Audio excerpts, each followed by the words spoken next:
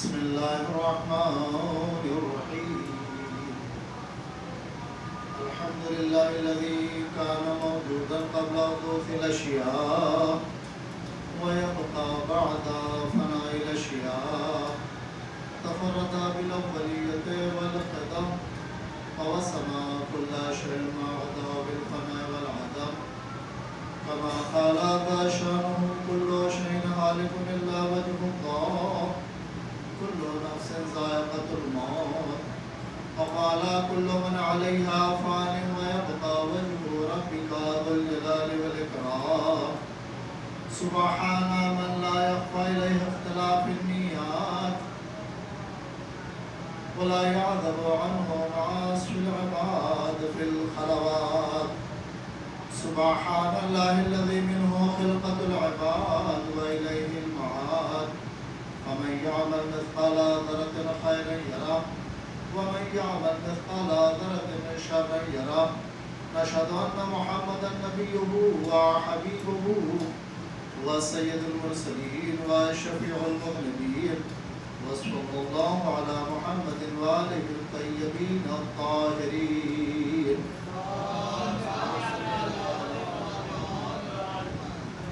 محترم مومنین کرام،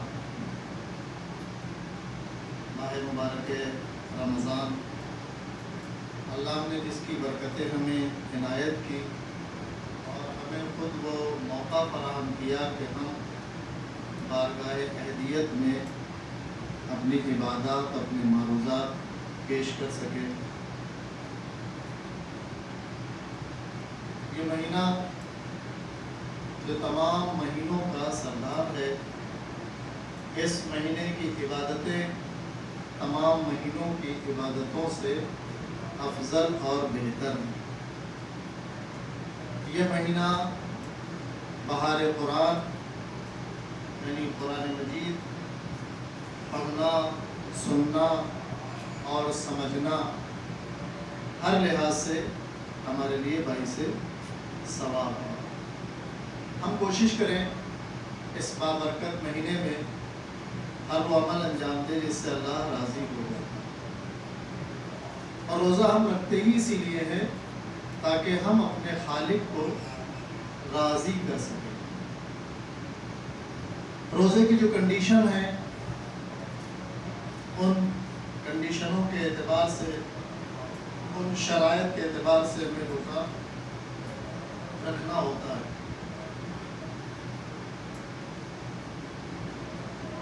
اذان فجر سے پہلے اور اذان مغرب تک ایسا کام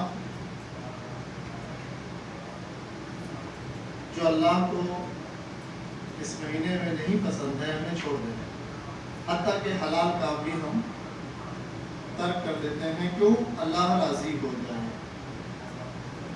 کھانا پینا انسان کے لیے حلال ہے، لیکن حالت روزہ میں وہ کھانا پینا بھی چھوڑتا ہے اللہ کے۔ روزے میں جیسا کہ میں نے پچھلے جمعہ میں عرض کیا تھا، روزہ تربیت ہے۔ اس مہینے میں ہم اپنے گھر کی تربیت کر سکتے ہیں، اس مہینے میں ہم اپنی اولاد کی بہترین تربیت کر سکتے ہیں، اس مہینے میں ہم اپنے نفس کی بہترین تربیت کر سکتے ہیں، اپنی زندگی کا نظام بدل سکتے ہیں، اپنی زندگی کا نظام بہتر سے بہتر بنا سکتے ہیں۔ جو شخص یہ چاہتا ہے کہ ہماری زندگی اچھے نظام پر چلے تو ماہ مبارک رمضان میں وہ نماز کی پابندی کرے، تو انشاءاللہ جب اس ایک مہینے میں وہ پابند ہو جائے گا تو بقیہ 11 مہینوں اس کے لیے آسان ہوگا۔ اولاد کے لیے بہترین تربیت کا ذریعہ ہے روزہ۔ ماہ مبارک رمضان اولاد کی، خاندان کی، معاشرے کی، گھر کی، نفس کی تربیت کا بہترین موقع اللہ نے ہمیں فراہم کیا۔ ابھی اور بات ہے کہ ہم اس موقع کو ہلکا سمجھیں، توجہ نہ دیں، اور وہ دن تو گزرنا ہے، وہ تو گزر جائے گا، لیکن ہم کو جو دن ملا ہے وہ دوبارہ نہیں ملے گا. ہمیں جو وقت ملا ہے یہ دوبارہ وقت ہمیں ملنے والا نہیں ہے. ہماری زندگی ون وے ہے، ہم صرف جا سکتے ہیں، واپس نہیں آ سکتے. جب ہماری زندگی ون وے ہے، ہم صرف جا سکتے ہیں، تو کیوں نہ ہم اگلا راستہ بنائیں؟ پچھلے راستے کی طرف کیوں توجہ دے رہے ہیں؟ ٹوٹ گیا ہے کہ گر گیا ہے کہ خراب ہو گیا ہے کہ کھٹے ہو گئے ہیں، کیوں نہ ہم دیکھیں اگلا راستہ اگر خراب ہے تو اسے ہم صحیح کر لیں، تاکہ اب دوبارہ گرنے نہ پائیں، اب دوبارہ گھٹنے نہ ٹوٹنے پائیں، اب کھٹے میں ہم دوبارہ نہ گرنے پائیں. اگلا راستہ صحیح کرنا ہے. ورنہ ہوتا یہی ہے کہ ہم پچھلے راستے پر اتنی گفتگو کرتے ہیں، اگلا راستہ ہی بھول جاتے ہیں. جو کل ہمارا گزر گیا، اگر ہم اس کل کے لیے بیٹھے رہیں گے تو جو کل آنے والا ہے وہ ہمارا چھوٹ جائے گا. جو گزر گیا ہے، جو آنے والا، فرق کیا ہے؟ جو گزر گیا ہے اس میں ہم نے جو کچھ کیا تھا، آنے والے میں اس کی بھرپائی کر سکتے ہیں. آج اگر ہم سے گناہ ہو گیا ہے، غلطی ہو گئی ہے، خدا کی ناراضگی کا کوئی کام انجام دے دیا ہے، تو آنے والا کل ہمارے لیے توبہ کا جو دروازہ کھلا ہے وہاں کھڑا ہو کے اس کل کی بھرپائی کر سکتا ہے. لیکن اگر ہم یہی لے کے بیٹھے رہیں ہم سے یہ ہو گیا ہے، ہم سے یہ ہو گیا ہے، اور پھر ہم وہی کرتے رہیں، جیسا کہ ہمارے یہاں اکثر جس چیز کو منع کیا جاتا ہے وہ زیادہ انجام دیا، جیسے غیبت. جو گزر گیا ہے اس پر تبصرہ حرام ہے، منع کیا گیا ہے، اس پر تبصرہ مت کرو. وجہ کیا ہے؟ اگر تم اس پر تبصرہ کرو گے تو تم بھی اسی لائن میں چلے جاؤ گے، بیک ہو جاؤ گے. تمہیں تو آگے جانا ہے، آگے بڑھو گے تو تمہیں پتا چلے گا کہ منزل کہاں ہے. لیکن اگر وہیں کھڑے رہو گے تو تم منزل تک نہیں پہنچ سکتے.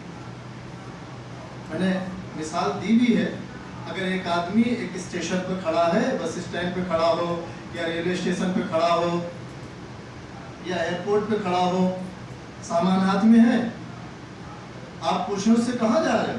پتا نہیں ہے. وہ کہیں گے نہیں معلوم کہاں جا رہا ہوں. آپ کیا کہیں گے؟ آپ کہاں جا رہے ہیں؟ نہیں معلوم کہاں جا رہا ہوں. تو پھر ایسے مسافر کے لیے آپ کی رائے کیا ہے؟ آپ کا خیال کیا ہے؟ آپ اس مسافر کو کیا کہہ کے آگے بڑھ جائیں گے؟ ہو سکتا ہے اس کا دماغ کم ہو سکتا ہے پاگل ہو سکتا ہے گھر سے لڑ کے آیا ہو سکتا ہے یہ انجان ہو، لیکن آپ چلے جائیں گے، اس کے ساتھ کھڑے نہیں ہوں گے. آپ کہاں جا رہے ہیں؟ میری اس ٹائم کی ٹرین ہے اور میں اپنے وطن جا رہا ہوں، میں ایران جا رہا ہوں، میں حج کے لیے جا رہا ہوں، میں اپنے گاؤں جا رہا ہوں. تو اس شخص میں کتنا فرق ہے جو کہہ رہا ہے کہ مجھے نہیں پتا میں کہاں جا رہا ہوں، اور اس شخص کا حال کیا ہے جسے پتا ہے میں حج کے لیے جا رہا ہوں، میں کربلا جا رہا ہوں، میں امام علی رضا علیہ السلام کی زیارت کے لیے مشہد جا رہا ہوں، میں اپنے گاؤں جا رہا ہوں، میں کام پہ جا رہا ہوں. اسے منزل پتا ہے نا مجھے کہاں جانا ہے. اس کے بارے میں آپ کیا کہیں گے جو کہہ رہا ہے کہ مجھے نہیں معلوم؟ کیا ہمارا حال اسی مسافر جیسا نہیں ہے جو سامان لے کے ریلوے اسٹیشن پر یا بس اسٹینڈ پر یا ایئرپورٹ پہ کھڑا ہے اور یہ کہہ رہا ہے کہ مجھے نہیں پتا میں کہاں جا رہا ہوں، اور آپ اس کے مذاق اڑا کے چلے جائیں گے؟ اسی طرح ہمارا حال ہے. ہم نماز پڑھتے ہیں، یہ کہتے ہیں کہ نہیں پتا قبول ہوئی کہ نہیں ہوئی. ہم روزہ رکھتے ہیں کہ کہتے ہیں کہ نہیں پتا قبول ہوا کہ نہیں ہوا. ہم نے عزاداری کی، ہمیں نہیں پتا کہ قبول ہوئی کہ نہیں ہوئی. ہم نے قرآن پڑھا، ہم یہی کہتے ہیں کہ پتہ ہی نہیں قبول ہوا کہ نہیں ہوا. ہمیں منزل بھی پتہ نہیں. اس کا مطلب ہمیں اپنی نماز پر بھروسہ نہیں. اس کا مطلب کہیں روزے میں کچھ کمی ہے کہ جو اپنے روزے کو کہہ سکتے ہیں کہ نہیں معلوم قبول ہوگا کہ نہیں ہوگا. کچھ تو ہم نے گڑبڑ کیا ہے. لیکن اگر جس کے پاس میں ٹکٹ موجود ہے، سامان موجود ہے، گاڑی موجود ہے، تو وہ یہ نہیں کہے گا کہ میں جاؤں گا کہ نہیں جاؤں گا. گاڑی آ کے کھڑی ہے, آپ کی سیٹ بک ہے, آپ جا کے بیٹھیے, کوئی نہیں بیٹھے گا, خالی جائے گی. کب ہوگا؟ جب آپ پہلے سے آمادگی کریں گے. ٹکٹ پہلے آپ نے نکالا, آمادگی پہلے سے کی ہے.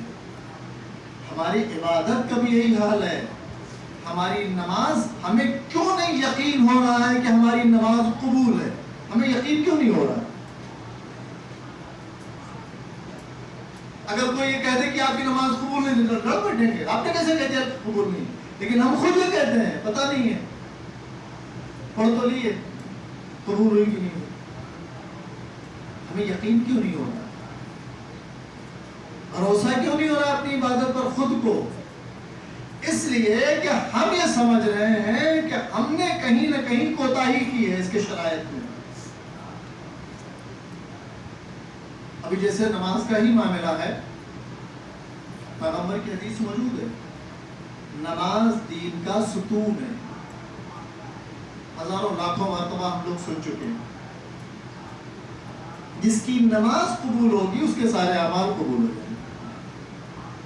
اگر ہم آسان لفظوں میں اس کو کہیں کہ نماز ایک دروازہ ہے, اگر اس دروازے میں داخل ہو گئے تو اندر ساری فیسلٹیز موجود ہیں. جب دروازے میں ہی نہیں داخل ہو پا رہے ہیں, ہم نے خیمہ بنایا, بیچ میں جو چوٹ لگائی, جو لکڑی لگائی, وہ گر گئی, تو خیمہ کا کیا حال ہوگا؟ گر جائے گا.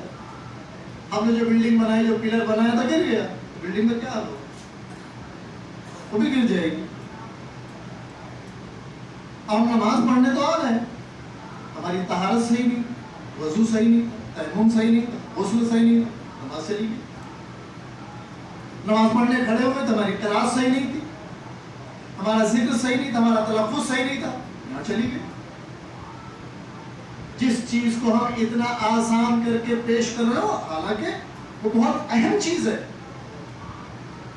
اس کو بہت ہلکا سمجھ لیے گا. نماز کیا ہے؟ پڑھ لیں گے. بہت سارے لوگ ہیں نمازی ہیں, نماز پڑھتے ہیں, لیکن نماز کی ویلیو کو, اہمیت کو کم کر کے پڑھتے. وہ یہ نہیں کہہ رہے کہ کم ہو جائے, لیکن ان کے عمل سے ویلیو نماز کم ہو جاتی ہے. جیسے اذان کا وقت ہو گیا, ہمارے پاس ٹائم ہے, لیکن ہم نے ٹائم پہ نماز پڑھی.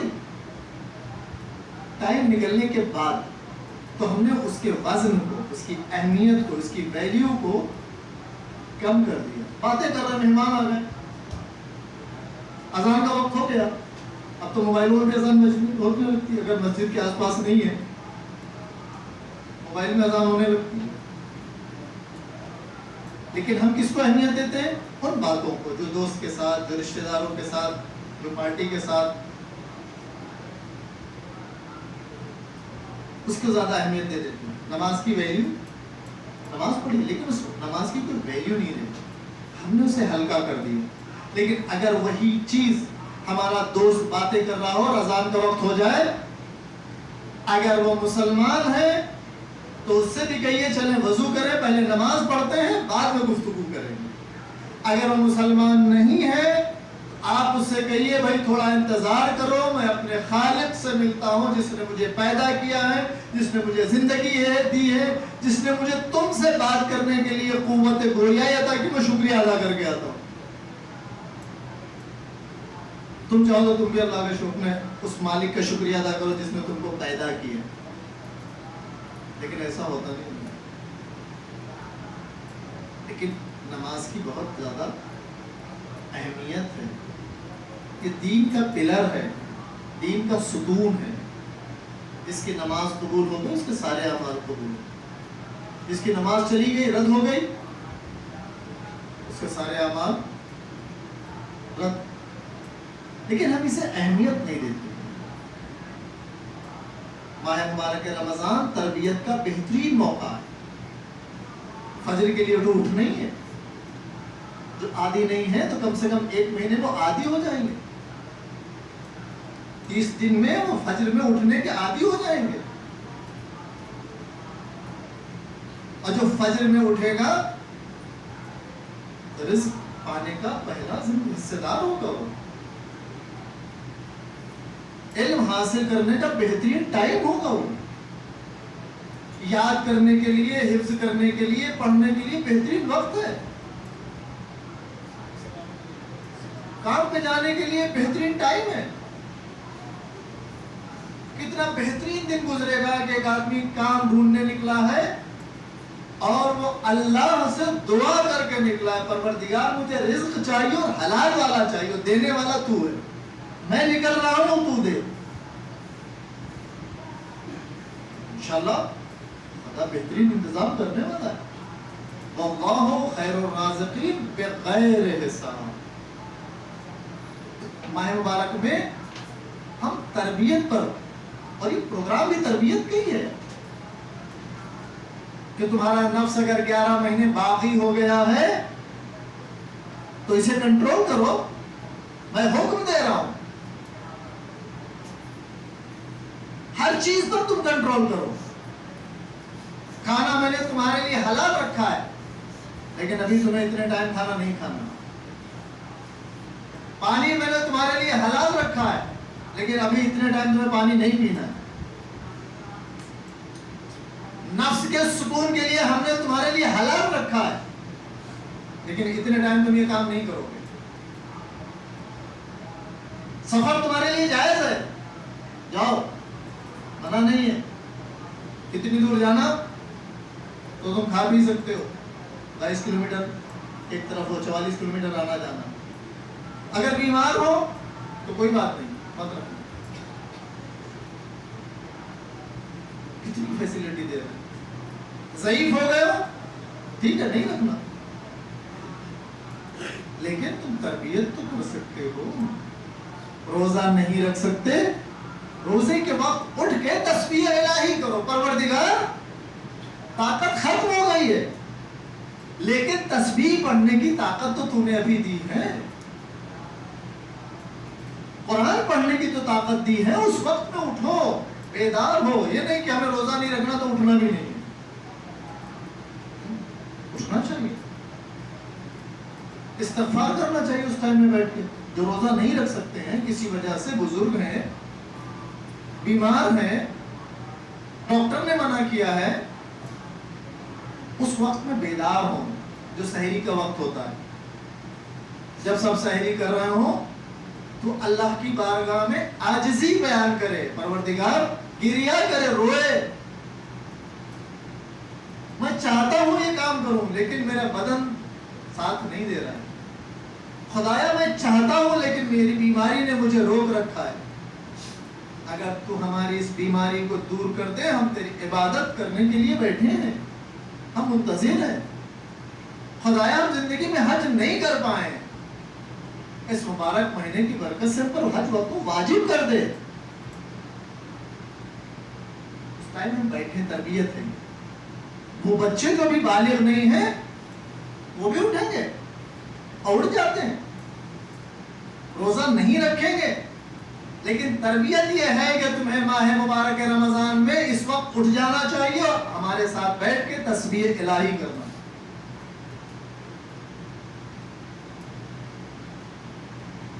ان پر ابھی نماز واجب نہیں ہے لیکن نماز شب کی مشق ساتھ میں ہو رہی ہے، اٹھ گئے اب تو نماز شب ہی پڑھیں۔ تربیت کا بہترین موقع ہے، اگر ہم نے اسے گنوا دیا تو پھر پچھتاوے کے علاوہ، ہاتھ ملنے کے علاوہ کچھ باقی نہیں۔ نماز کی اہمیت روزے کے ساتھ ہے۔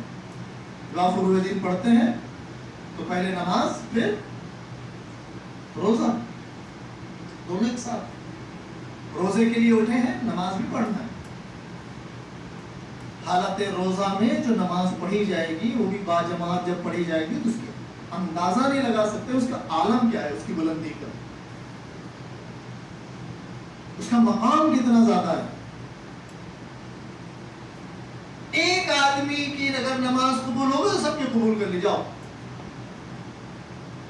ایک شخص کی نماز، اگر اس مجمع میں اللہ نے ایک خلوص کی نماز ایک شخص کی قبول کر لی تو سب کا بیڑا پار، سب کی قبول ہے۔ اس لیے کوشش یہ کیا کریں، نماز پڑھیں، باجماعت پڑھیں، بھلے ہمیں دور تک جانا پڑے. ورنہ اب تو یہ ہے کہ جہاں ہم رہتے ہیں ہمارے گھر کے نیچے ہی مسجد ہونا چاہیے. ہمارے گھر کے پاس میں اذان دور ہے, کہاں دور ہے, میں کئی مقامات پر گیا ہوں, مسجدیں خالی پڑی ہیں. ایسی مسجدیں خالی پڑی ہیں کہ جب بٹوارے کے وقت میں سارے مسلمان چلے گئے, اس گاؤں میں مسلمان نہیں ہے لیکن مسجد ہے, وہاں کے نان مسلم کہہ رہے ہیں بھائی آؤ مسجد میں کم سے کم نماز تو پڑھو گے, کوئی دور ہے نہیں جاتے. کہاں ہونا چاہیے؟ گھر کے نیچے ہونا چاہیے, پڑوس میں ہونا چاہیے. جہاں مسجدیں ویران پڑی ہیں وہاں مسجد بنانے کے لیے چندے کیے جا رہے ہیں. وجہ کیا ہے؟ مسجد دور ہے, اللہ دور نہیں ہے, اللہ نزدیک ہے. جب وہاں آباد کرنے جائیں گے اس مسجد کو, اللہ تمہیں آباد کر دے گا.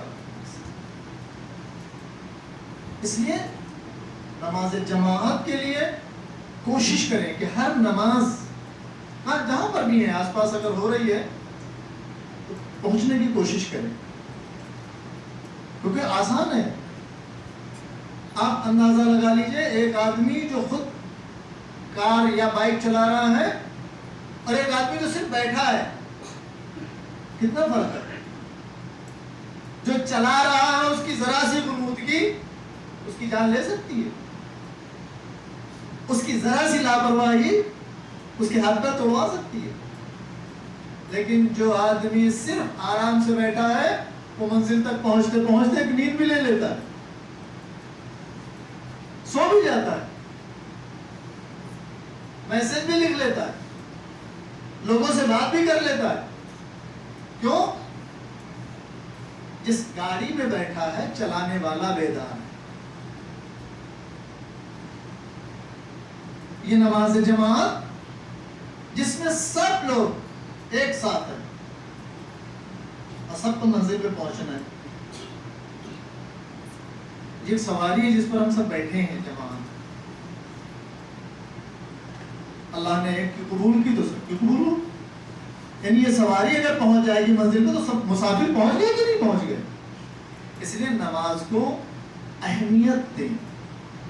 اور یہ مہینہ بہترین مہینہ ہے نماز کی تربیت کا, بہترین مہینہ ہے اخلاق کی تربیت کا, بہترین مہینہ ہے لباس کی تربیت کا, بہترین مہینہ ہے زبان کی تربیت کا, بہترین مہینہ ہے آنکھوں کی تربیت کا, بہترین مہینہ ہے بیٹوں کی تربیت کا, بہترین مہینہ ہے بیٹیوں کی تربیت کا, بہترین مہینہ ہے بھائی بہن کی تربیت کا, بہترین مہینہ ہے سوسائٹی کی تربیت کا, بہترین مہینہ ہے معاشرے کی تربیت کا. ہر چیز کے لیے ایسے برکت, ہر چیز کے لیے. تو پھر ہم کیوں نہ تربیت کریں؟ جس وقت میں سحری کے لیے جگایا جاتا ہے وہ کس چیز, ہمیشہ 11 مہینے تو نہیں جگایا جاتا تاکہ نماز شب کی آبادی ہو جائے. تو نماز شب کا وقت اور 11 مہینے اپنے مستحبی اور سنتی روزوں کے پابند ہو جاؤ. اللہ کے قریب ہونے کا سب سے عظیم سب سے بہترین عمل روزہ ہے. میں ہمیشہ اس بات کو کہتا ہوں, اگر اللہ کے بالکل قریب ہونا ہے وہ تو قریب ہے, ہم قریب نہیں ہیں. وہ تو شہرت سے بھی زیادہ قریب ہے, ہم دور ہیں. اس کی نظر سے دور نہیں ہے, اس کے دیکھنے سے دور نہیں ہے, اس کی سماعت سے دور نہیں ہے. ہم اس کی رحمت سے دور ہیں. وہ ہماری سن بھی رہا ہے, ہمیں دیکھ بھی رہا ہے, لیکن اس کی رحمت ہم پر نہیں ہے, اس کی نعمتیں ہمارے پاس نہیں آ پا رہی ہیں, اس کا کرم ہم پر نہیں ہو پا رہا ہے. تو کیوں نہ ہم اپنے خالق کے پاس چلے جائیں, ہم اپنے خالق کے قریب ہو جائیں. کیوں نہ ہم اپنے خالق کو راضی کر لیں. ایک انسان صبح سے لے کے اور اذان مغرب تک حالت روزہ میں ہوتا ہے, بھوکا رہتا ہے, پانی نہیں پیتا، نفس کی تمام خواہشات کو ترک کر دیتا ہے صرف اس لیے کہ اللہ راضی ہو جائے، لیکن وہی بندہ دوسرے ایسے کام کر جاتا ہے جس سے اللہ ناراض ہو۔ مثلا اس نے کھانا تو چھوڑ دیا ہے لیکن وہ غیبت کر رہا ہے جو اس سے بھی بدتر ہے۔ اس نے پینا تو چھوڑ دیا ہے لیکن لوگوں کے عیب تلاش کر رہا ہے جو اس سے بھی بدتر ہے۔ اس نے نفس پہ تو قابو رکھا ہے لیکن وہ جھوٹ بول رہا ہے یہ اس سے بھی بدتر ہے۔ لہذا یہ تربیت کا مہینہ ایکسرسائز ہے، ہم عادی ہو جائیں، ہم اللہ کی بارگاہ میں خود کو حاضر رکھیں، بھاگ نہیں سکتے، بھاگ کے جائیں گے کہاں؟ ہماری باڈی، ہمارا جسم، ہماری نظریں، ہر چیز دھیرے دھیرے کمزور ہو رہی۔ اس کا مطلب یہ ہے کہ آگے ہم کہیں جانے والے ہیں، ہم سے پہلے والے لوگ جا چکے ہیں، ہم ان کو قبرستان میں چھوڑ کے آئے ہیں، لوگ ہمیں بھی چھوڑ کے آئیں گے، لیکن کس حالت میں؟ جب جنازہ لوگ اٹھا رہے ہوں یہ کہیں کہ واقعاً کیا نمازی تھا، جب لوگ جنازہ اٹھا رہے ہوں اور یہ کہیں کتنا اچھا روزے دار تھا، جب جنازہ لوگ اٹھا رہے ہوں اور یہ کہیں کہ کتنا اچھا انسان تھا، جب جنازہ لوگ اٹھا رہے ہوں اور یہ کہیں کہ کتنا بڑا مومن تھا، جیسے جیسے لوگ یہ بات کہتے ہیں ویسے ویسے اللہ درجات کو بڑھاتا ہے اور اس کے گناہوں کو معاف کرتا ہے۔ لیکن جنازہ اٹھانے والوں کے دل تو ہم نہیں پڑھ پا رہے نا، کراہت سے زندگی بھر چہرہ نہیں دیکھ رہے تھے، کیا انسان تھا، بوجھا اٹھا رہے ہیں، ہٹو بھائی جلدی کرو، بڑا بخیل انسان تھا، مسجد میں تو دکھتا ہی نہیں تھا۔ لوگ سوچ رہے ہیں، جیسے جیسے لوگ سوچ رہے ہیں نا اس کے درجات کم ہو رہے ہیں، اب وہ جہنم کی طرف بڑھ رہا ہے۔ شہادت نامہ لکھا جاتا ہے نا، کیوں لکھتے ہیں؟ شہادت کے مطلب گواہی، شہادت کے مطلب گلا کٹوانا نہیں ہے، گواہی دے رہا ہوں یہ مومن ہے۔ اللہم انا لا نعلم منہ الا خیرا، خدا ہم اس کے عمل خیر کے علاوہ کچھ نہیں جانتے۔ زبان سے دوہرا رہے ہیں، دل میں کیا ہے؟ بڑا بخیل انسان تھا، بڑا کنجوس تھا، بڑا فلاں تھا، فلاں تھا، فلاں تھا، زبان سے کہہ رہے لیکن دل میں عداوت موجود ہے۔ کیوں؟ وہ دیکھ چکا ہے، اس نے جماعت میں دیکھا ہی نہیں ہے تو کیسے کہہ سکتا ہے کہ جماعت میں تھا؟ وہ جمعہ میں ملتا ہی نہیں تھا تو کیسے کہہ سکتا ہے کہ جمعہ میں تھا، میں گواہی دیتا ہوں؟ وہ روزے کے افطار میں کبھی نظر ہی نہیں آتا تو کیسے گواہی دے سکتا ہے؟ لہذا ہم جب اس مہینے کو پا چکے ہیں تو اسے ضائع نہ ہونے، اپنے نفس کی تربیت، اپنے گھر کی تربیت، اپنے بچوں کی تربیت، اپنے معاشرے کی تربیت پر لگ جائیں تاکہ تا حیات وہ خدا سے دور نہ ہوں۔ بسم اللہ الرحمن الرحیم، قل هو اللہ احد اللہ الصمد لم یلد ولم یولد ولم یکن له کفوا احد۔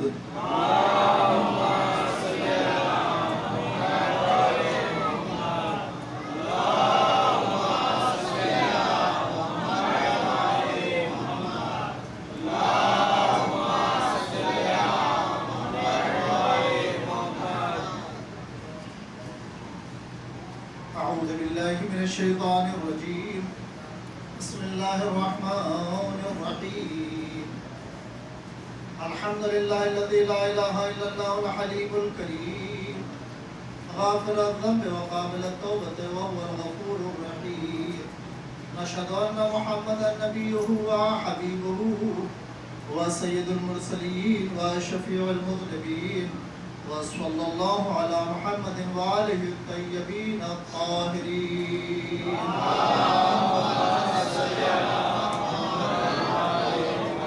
اللهم صل على امير المؤمنين قائد الغر المحجلين حادينا وسيدنا علي بن ابي طالب عليه السلام.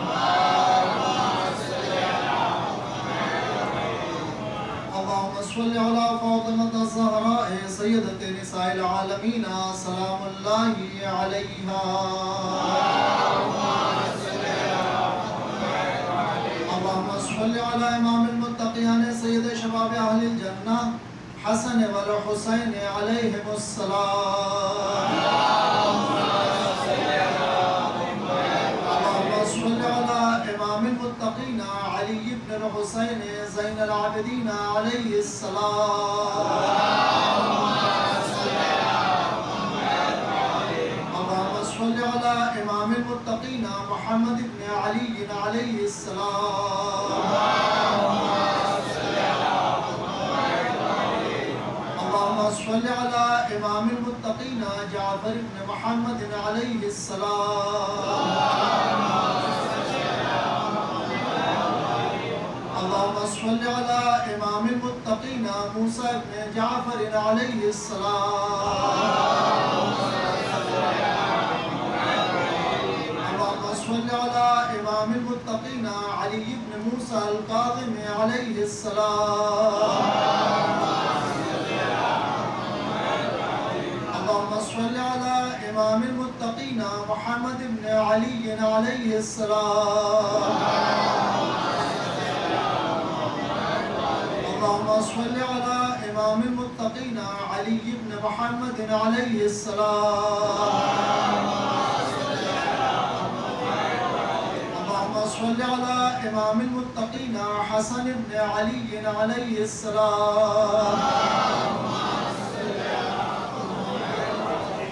اللهم صل على امام المتقين بقية الله العظم حجة ابن الحسن العسكري عليه السلام.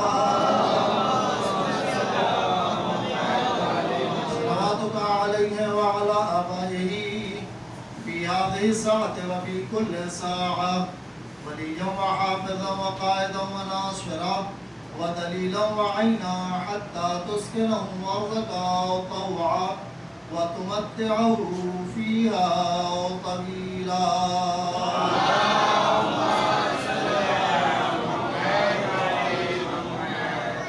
محترم مومنین کرام،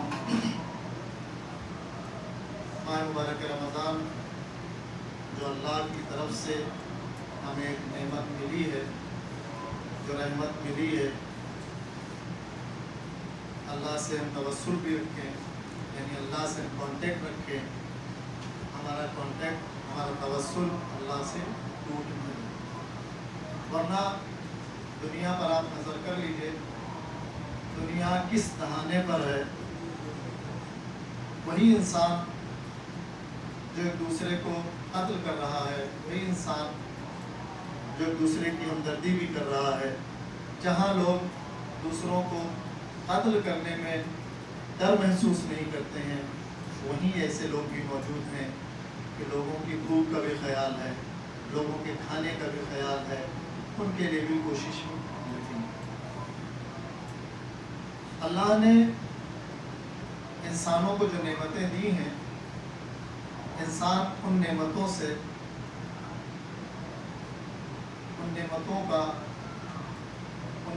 پر جو کنٹرول، جو حق، جو ادھیکار دیا ہے، اس کا غلط استعمال کرتا ہے. اللہ نے لوہا انسان کے لیے رحمت بنا کے دیا، لیکن اسی لوہے کو انسان اپنے ہی لیے بندوقیں بناتا ہے، توپ بناتا ہے، گولے بناتا ہے، جان لیتا ہے.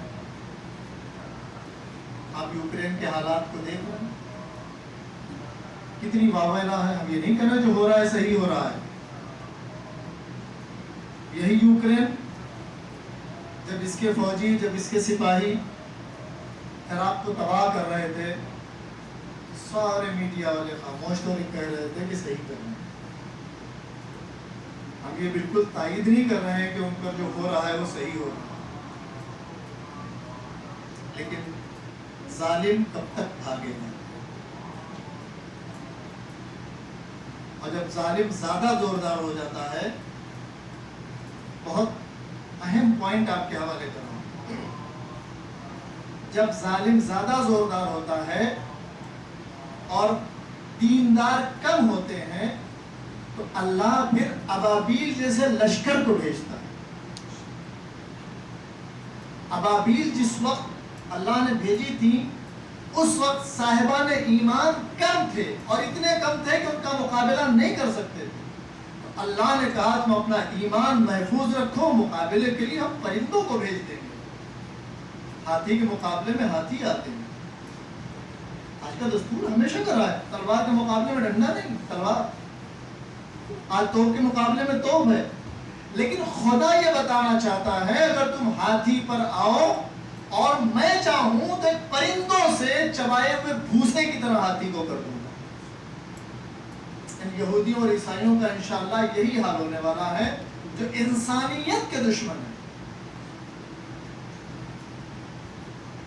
اور رہبر معظم نے کہا ہے کہ تم ختم ہو جاؤ گے. یہودیوں کو بتایا، پیشین گوئی کی ہے، 25 سال میں تمہارا وجود ختم ہو جائے گا اور انشاءاللہ ختم ہو جائے گا. اللہ انہی ابابیل کے لشکروں کو بھیج دے گا. جب صاحبان ایمان زیادہ تھے تو ابابیل کے لشکر کو بھیجنے کی ضرورت نہیں پڑی. صاحبان ایمان کے وہ نوجوان جن کا ایمان پختہ تھا اپنے خدا پر، مختصر ہونے کے باوجود پوری دنیا سے لڑ گئے اور کامیاب ہو گئے. لبنان کے نوجوان، سیریا کے نوجوان، ایران کے نوجوان پوری دنیا سے لڑ گئے، کیونکہ سیریا کو تباہ کرنے کی پوری دنیا ایک طرف تھی. کوئی پیسے سے، کوئی ہتھیار سے، کوئی فوجیوں سے، ہر لگے ہوئے. ان کا اتحاد،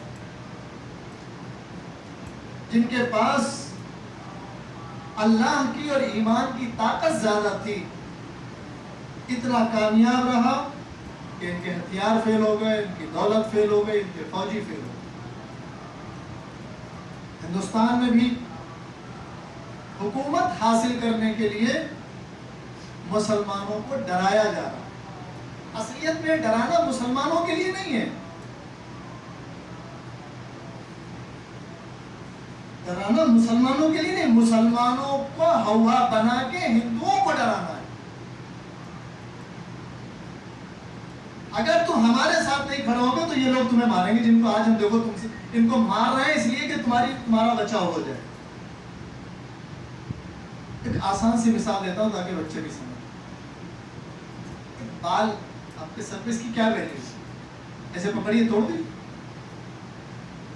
کوئی گنتی نہیں ہے. لیکن یہی بال جب جمع ہیں تو کینچی کی بہترین دھار کو کند کر دیتے ہیں. بالکل چھوٹی سی مثال ہے. ایک ایک بال کو اگر آپ کاٹیں، آپ کاٹنے کی ضرورت ہی نہیں، ایسے ہاتھ سے توڑ توڑ کے پھینکتے رہ سکتے ہیں. لیکن یہ بال جب جمع ہو جاتے ہیں تو کینچی کی جو بہترین دھار ہے وہ کند ہو جاتی ہے، ختم ہو جاتی ہے. تو اگر یہ مسلمان جمع ہو جائیں تو ایسے ظالموں کی دھاریں کند ہو جائیں گی. جمع ہونے کا مطلب یہ نہیں کہ آپ ڈنڈے اٹھا لیجئے، جمع ہونے کا مطلب یہ نہیں کہ آپ تلوار اٹھا لیجئے، نہیں. آپ جمع ہو جائیے. آپ کا صرف ایک جگہ کھڑا ہونا ہی دشمن کی تلواروں کے دھار کو کند کر. اگر کسی کو پتہ لگ جائے کہ ہم ادھر سے جا رہے ہیں، ہم ایک آدمی ہمارے مقابل کے لیے کھڑا تو چلا جائے گا ہمت کر کے. ایک کا مقابلہ ایک تو کر سکتا ہے. 10 کھڑے ہیں تو انسان سوچتا ہے کہ وہاں جانا ہے یا نہیں جانا. ہم اتنا ٹوٹ چکے ہیں، ہمارے اندر اتنے فرقے بن چکے ہیں. ان کو یقین ہے، دشمن کو یقین ہے کہ یہ جمع نہیں ہونے والے. ماہ مبارک رمضان ہے، ہر فرقے کا مسلمان روزہ رکھ رہا ہے کہ نہیں رکھ رہا؟ ہر فرقے کا مسلمان قرآن کی تعریف کر رہا ہے کہ نہیں کر رہا؟ جب حج کا موسم آتا ہے ایک ساتھ حج کو جاتا ہے کہ نہیں جاتا؟ ایک ساتھ جاتا ہے، اور انہیں 3 دن میں ہی حج کرتا ہے۔ 5 ٹائم برابر سے نماز پڑھ رہا ہے کہ نہیں پڑھ رہا؟ کہاں پر اختلاف ہے؟ کہاں سے آیا ہے؟ آپ قرآن پڑھیں، حدیثیں پڑھیں، پتہ چلے گا یہ اختلاف ہمارے اندر آیا کہاں سے۔ اللہ قرآن میں بار بار اس آیت کو پڑھ چکا ہوں، قرآن مجید میں کہہ رہا ہے کہ تمہارے سب سے بڑے دشمن یہودی ہیں۔ اس کے بعد عیسائیوں کا تھوڑا لچک دار معاملہ ہے، اس کے بعد مشرک ہیں۔ تو ہم کیسے غافل ہو سکتے ہیں؟ میڈیا پر کنٹرول یہودیوں کا، سوشل میڈیا بنایا ہی کس نے؟ سارا کنٹرول یہودیوں کا۔ جو وہ پروسیں گے، جو وہ دکھائیں گے، وہی ہم دیکھ سکتے ہیں، کیونکہ ہم تو خواب خرگوش میں ہیں۔ ہم تو اطمینان کر کے بیٹھ گئے اللہ نے جنت ہمارے لیے بنائی ہے، بس ہم جنت کے حقدار ہوں، جنت میں چلے جائیں گے۔ ہم سوچے بیٹھے ہیں، سوچ کے جنت میں نہیں جا سکتے۔ جنت میں جانے کے لیے جو اصول و قاعدے اللہ نے بنائے ہیں اس پر عمل کرنا ضروری ہے۔ اگر ہم سیاست سے مقابلہ کرنا چاہتے ہیں، اگر ہم دشمن سے جیتنا چاہتے ہیں، اگر ہم حکومت میں حاضر رہنا چاہتے ہیں، تو پھر ہم سب کو مل کے ایک کام کرنا ہے، وہ ہے تعلیم، وہ ہے ایجوکیشن۔ اگر آپ تعلیم یافتہ ہیں تو آپ سیاست کا مقابلہ کر سکتے ہیں۔ اگر آپ تعلیم یافتہ ہیں تو حکومت میں دخل دے سکتے۔ جب ہم کو ایک عرضی لکھنا نہیں آتا ہے تو حکومت کے ان پیپروں کو کیا پڑھیں گے جو ہزاروں پنوں پر لکھے ہوئے، ان کے قاعدے قانون روز پاس ہوتے جا رہے ہیں۔ نہ جانے کتنے لوگ ملک بدل لیتے ہیں اس بنا پر۔ کیا غریب آدمی ملک بدل پائے گا؟ لیکن اگر صاحب علم ہے جس ملک میں چاہے چلا جائے،